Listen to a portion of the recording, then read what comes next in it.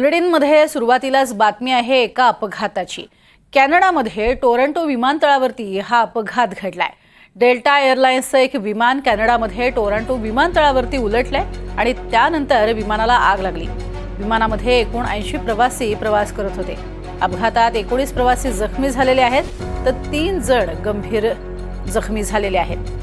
ही थेट आपण दृश्य बघतोय कॅनडातल्या टोरंटो विमानतळावरची, जिथे हे विमान अशा पद्धतीने उलटलेलं आहे। अधिक माहिती घेऊयात आमचे प्रतिनिधी महेश बागल यांच्याकडनं। महेश, काय अधिक माहिती या संपूर्ण दुर्घटनेसंदर्भात? नक्कीच टोरंटो विमानतळावर एक धक्कादायक गोष्ट घडलेली आहे। मोठ्या प्रमाणात या विमानतळाच्या इथे बर्फवृष्टी होत होती आणि त्याच्यानंतर या ठिकाणी डेल्टा कंपनीचं ज्याचा क्रमांक 4819 सांगितलं जातोय, त्या ठिकाणी हे विमान लँड करत होतं। मुळात सोमवारी दुपारी हे जे विमान होतं ते सेंट पॉल इंटरनॅशनल एअरपोर्ट वरून उड्डाण घेतलेलं होतं आणि टोरंटो विमानतळावर हे विमान उतरत असताना हा अपघात घडलेला आहे। यामध्ये 80 जण होते, ज्यामध्ये 76 प्रवासी आणि 4 क्रू मेंबरचा समावेश होता।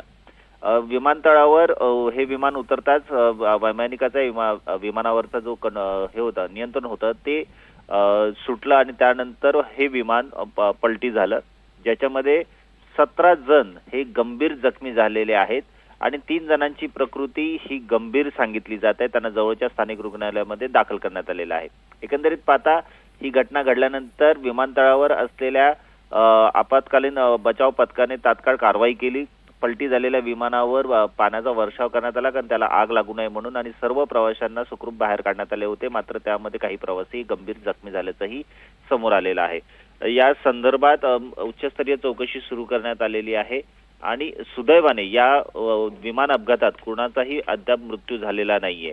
मात्र जे गंभीर अवस्थेत जखमी झालेले आहेत त्यांना जवळच्या रुग्णालयात दाखल करण्यात आलेले असून त्यांच्यावर त्या ठिकाणी उपचार सुरू आहेत। या संदर्भात वरिष्ठ पातळीवर चौकशी पथक नेमण्यात आलेलं आहे आणि कशा प्रकारे ही घटना घडलेली आहे, ही दुर्घटना जी झाली त्यामागे नेमकं काय कारण आहे याचा तपास सध्या घेतला जात आहे।